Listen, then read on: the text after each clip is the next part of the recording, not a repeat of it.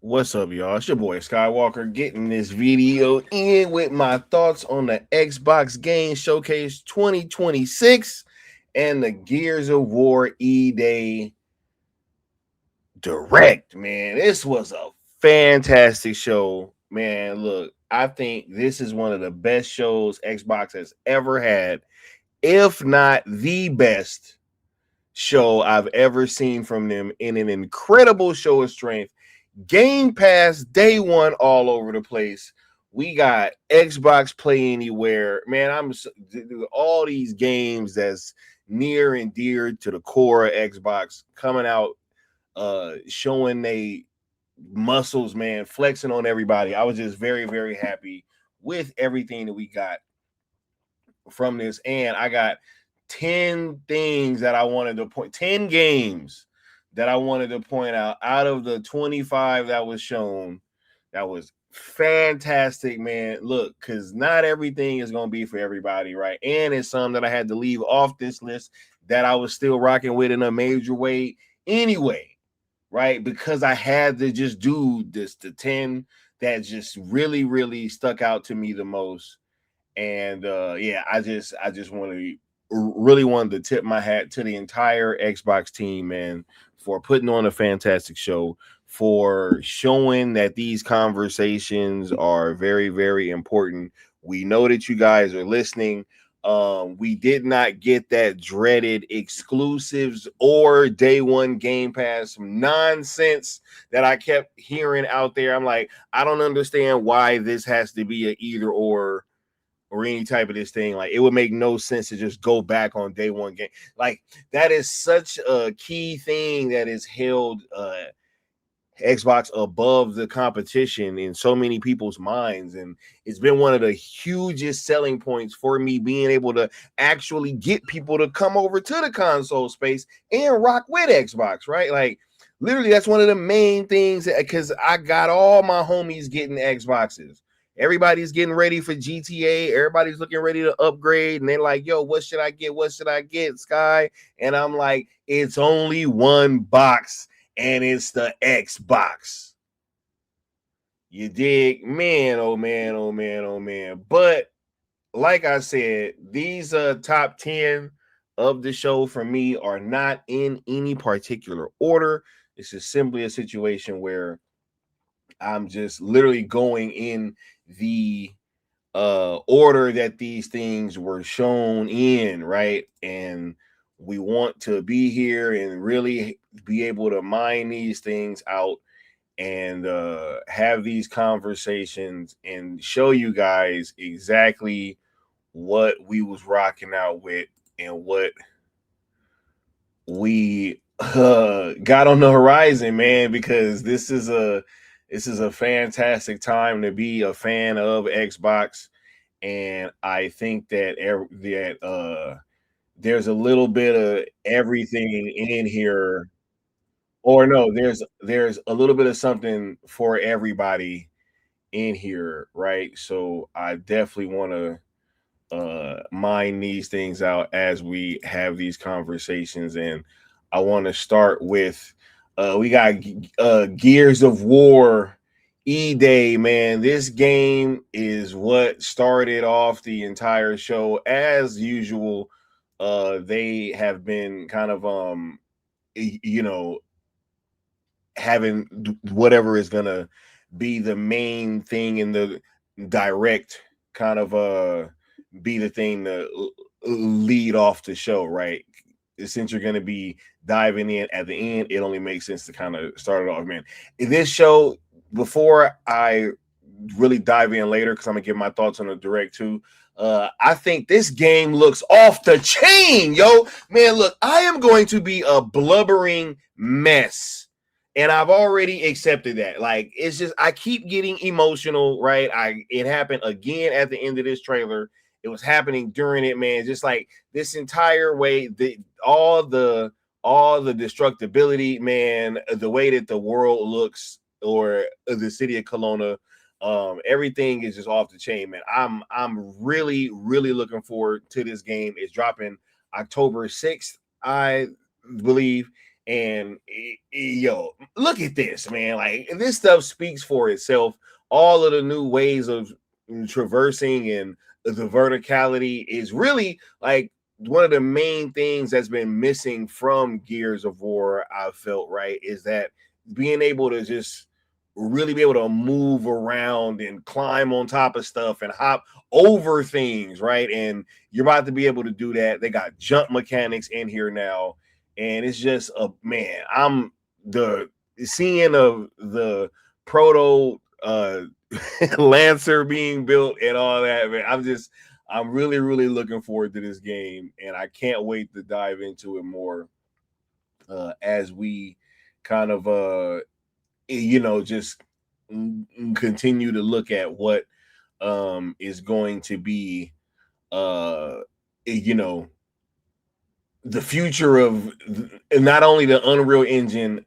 Look at this low cover, man. Just all these new gameplay mechanics that they've added to this thing, man. Like, I'm just so the slide. I mean, look, and it's young Marcus, right? This guy's all over the place. So you can jump down from level to level, man. I'm about to and they announced you know what? I'll wait until we get into the other one before that. But those are my thoughts on Gears of War E-Day. I think this thing is definitely my game of the year pick for 2026. Can't even front.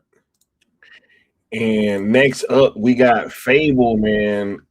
This thing was kind of surprising. I wasn't expecting to see Haley Atwell as one of the antagonists, right? And this is super dope. I can't wait for this game. It got pushed back to February of 2027, obviously, but I really think that, with Grand Theft Auto 6 coming out, it really is going to give them an opportunity to fine tune some more stuff and, just get out of the way of this juggernaut that's going to be Grand Theft Auto 6. I think we all kind of knew that something was going to have to move, right? And I'm just glad that this game is going to be able to breathe and get a chance to really launch, because this September is so crowded that it is insane, right? This September alone is so crowded. Gears is dropping in early October, right? So with the only other choice kind of being in November, right? You really just want to stay away from GTA 6. So I'm not surprised that this got moved to February, and I'm glad. And I'm just really rocking out with this game. I think it strikes a great balance of like being dark and serious with also being absolutely insanely stupidly funny, like with the kicking of the chickens and all that stuff, man. I think that there's going to be a lot of laughs to have with this game, as well as a lot of dark times and some pretty cool ass action sequences too. Like, I'm very much so looking forward to this game, and I'm glad that it's going to have its own chance to breathe amongst all these other games that are launching one after another in September alone, right? So we got something to start looking forward to in 2027, as well as some other titles too, because Xbox is kicking butt right now, man. But let's keep it going. Next up, we got Halo Campaign Evolved, yo. This took me by surprise. We got 3 new missions, and we got to look at Sergeant Johnson, man, kicking butt alongside Master Chief. Right, we get to go on missions with Johnson, man. This is about to be so much fun, yo. Look, I cannot wait to dive into this 1 year before the ring, right? And it's probably going to show what led up to Chief even being in cryo sleep, man. I cannot wait to dive into this game. We got some new looks at the Covenant, right? I mean, look, and this is the quintessential Xbox franchise, man, and it's back, right? I mean, who is upset at more Master Chief and Johnson?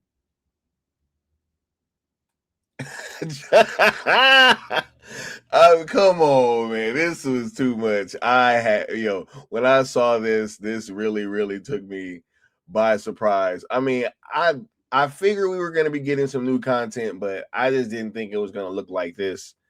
And I cannot wait to dive in. This is actually going live in a couple months, if I'm not mistaken, or a month, I think.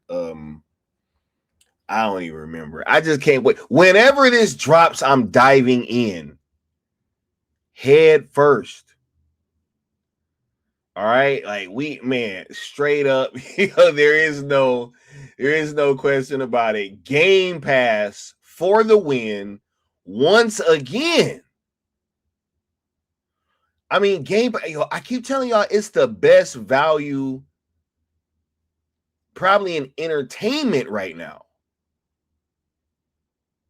I mean, look, it don't get no better than that for me, but I guess it's gonna take the rest of y'all to figure that out too. July 28th, I'm gonna be there and I'm gonna see y'all. And here we have State of Decay 3. Another one that really blew me away, man. I have spent so many hours in State of Decay 2 with the homies. Like, this was one of the main co-op games that we was on, especially in like that Xbox One era, but even crossing over into the series era as well. I'm so excited for this game, man. I'm glad that Undead Labs is really getting the opportunity to really pour a whole lot more time and effort into this thing and make it into that more fleshed out experience, right? You can really see that with the time that they've had and with that extra budget, it's gone into one, getting rid of that tethering situation, because that was one of the main kind of things that was holding people back in State of Decay 2.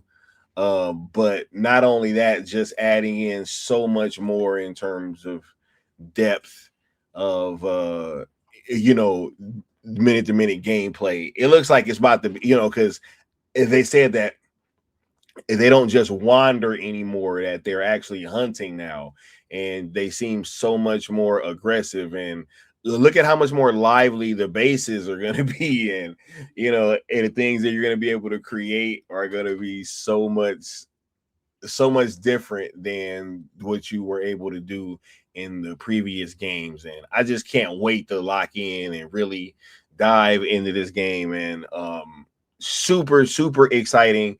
Make sure you guys keep this game on your radar, because I'm gonna be talking about it, and I'm definitely gonna be playing a whole lot of it as well. So keep your eyes on State of Decay 3, and this is definitely one of my must-haves from this show. Everything on this list I'm copping, so it's just letting you guys know that first and foremost.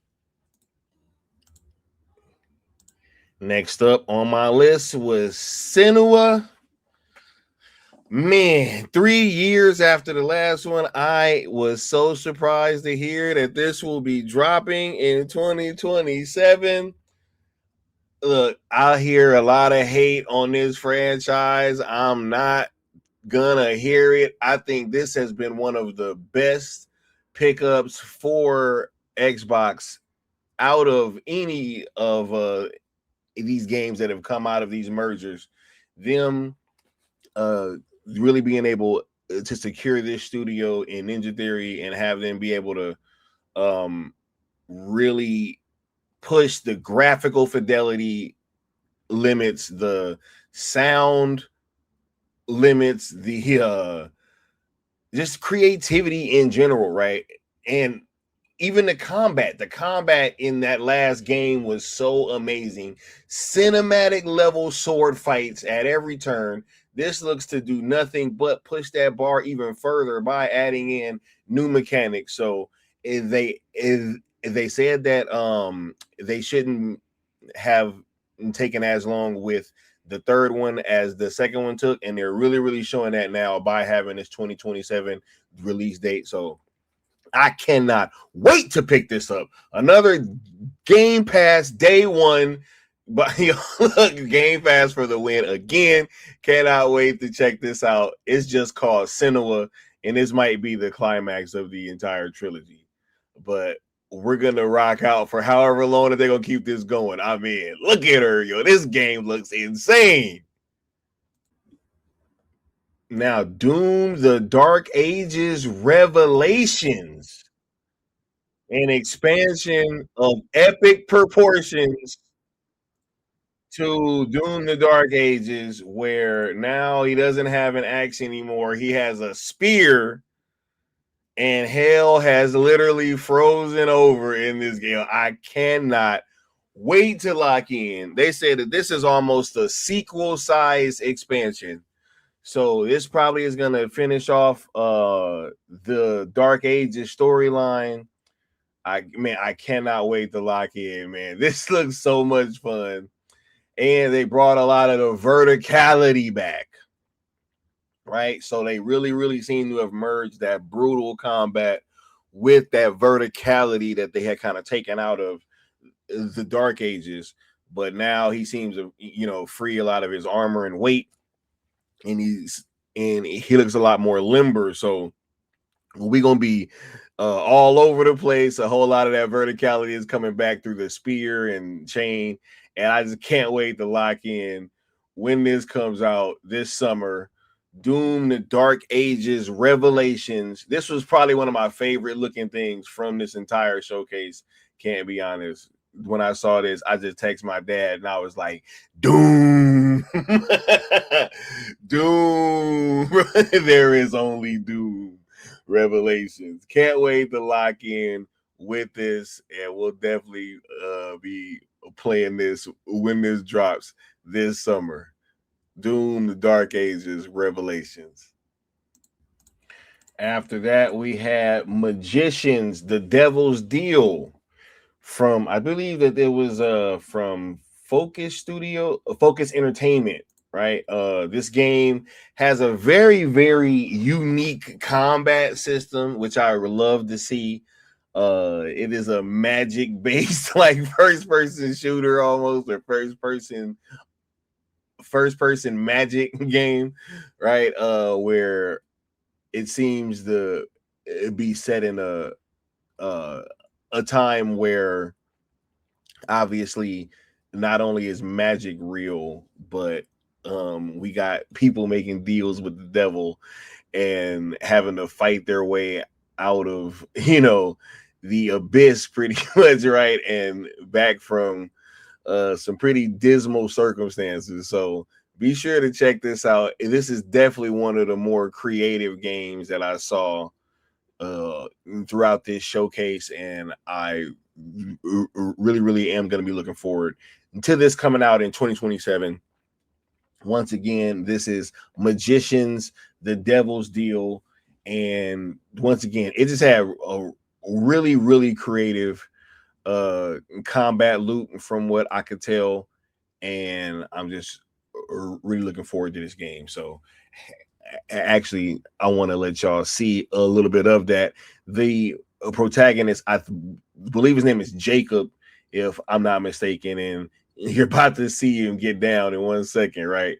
Because he had because once you make a deal with the devil, you already know that you're in for some trouble, right? And this had a pretty cool gameplay loop. Like you got your wands, your cards, all that stuff, and it is it seems almost like the game Dishonored meeting what's that game or that movie And Now You See Me, right? You can change perspectives and do a whole lot of stuff in this game, and once again it just looks very creative, and so I'm definitely gonna be checking this out and keeping my eye on this in 2027. Magicians, The Devil's Deal. Then we have Valor Mortis from I believe it's Lyrical Games, and it's a crazy take on Napoleon Napoleon Bonaparte, and it's all kind of magic, wall running, all types of stuff in this thing that I don't think was really going on back then. But it looks very interesting. You got Vincent Castle voicing Napoleon, if I'm not mistaken. You're playing a character named William, which I think he like comes back from the dead or something like that, or it's just all kind of crazy stuff going on in this game. But the gameplay loop once again looks very interesting, and I can't wait to check this out. If this comes out in September, on the 24th, if I'm not mistaken, right before my birthday. So definitely gonna be looking forward to checking this out. And this looks pretty intense, man. Can't wait to be pulling off some of these combos and some of these finishers, and just really, really locking in and seeing what this game has to offer in full with all of its combat and unique storyline. The penultimate game on that list is Clockwork Revolution. This one really, really looks dope. This is showing off some kind of mission, or maybe is the name of the trailer called The Heist. It's showing off a lot more of the combat and story from this game, which is going to be launching in 2027, which is one of two console exclusives from this show. They were really sure to kind of push that with this and with Gears of War E-Day. So not only this year, but also next year, you're going to be getting these by the way of console exclusives, which, is something that I've always championed. I'm just saying, hey, don't necessarily have to take that at the expense of my day one Game Pass, right? That's all that I've been caring about. But yeah, this game really does have a zany and interesting cast of characters who looks like they're all going to be having their own not only sense of humor but sense of I'm and fucking Daryl. Hey, that's one of my favorite parts of the entire show. And excuse my language for the people that's watching, but I'm sorry. I just had to get that in. Clockwork Revolution dropping in 2027. Definitely one of the biggest games that's gonna be coming out in next year. It seems very BioShock inspired, and it just looks super, super interesting, and can't wait to check this out. Man, where am I gonna have time for all these games, man? Man, shout out to Microsoft inXile Entertainment for bringing us all these games, and just, man, this was a fantastic show. And the last on my 10 games of this show was Call of Duty Modern Warfare for DMZ. Man, this looks like I can't even front. This looks like a perfect mix of all the games that I've been loving recently, man. This looks like a mix of Arc Raiders, Ready or Not, with some battle royale in there. It was super, super intense. And I I haven't been as down on the Modern Warfare franchise as some people have been. I mean, I don't think the Modern Warfare 3 campaign was the best, right? But I super enjoyed the first two. Matter of fact, the reboot one, I think is probably one of the best Modern Warfare campaign stories ever, if not the best. And I really enjoyed the follow-up as well. 3 kind of ended on a weird note, but I'm very much so looking forward to 4. I'm glad that they're finally leaving the old consoles behind. You know, it's really been a pain to kind of have to deal with having your games held back, right? But you see that fool just got dealt with, right? See, that's what happens when you leave your teammates, right? And as you see when you're spectating your friends, it kind of goes to that ready or not uh helmet cam perspective, which I think is just fantastic, man. Um uh apparently like all of the damage is gonna stay when you are having these gunfights and these explosions in these areas. So man, I'm very much so looking forward to this. DMZ looks like it's the perfect mix of all of the games that I've been playing recently, and at the same time just really bringing a lot of tension, which is what I prefer in my first person shooter. So this was my top 10 games of the Xbox Game Showcase 2026. And yeah, be sure to go check this out, watch it, or because I left a few games out, man. I left out Spyro the Dragon. I left out it was it was a lot. Crazy Taxi, right? Crazy Taxi was another one. That game Wolong 2 looks crazy. That Resonance Plague Tale Legacy looks great. I mean, you know, Sea of Thieves is doing a whole bunch of new things. Fallout 76. They announced a new limited edition Xbox Series X, which I'm probably gonna end up copying. I need that. I need that. It was a whole bunch more of, you know, they announced Persona 6. So definitely don't just go by what I said. I would watch it all in its entirety and really, really dive in and see if there's anything that I didn't mention here that you're like, hey, Sky, you're tripping. Tell me in the comments too what you guys' favorites from the show was and what was on your top 10 as well before I dive into the Gears of War E-Day Direct. Okay, now the Gears of War E-Day Developer Direct.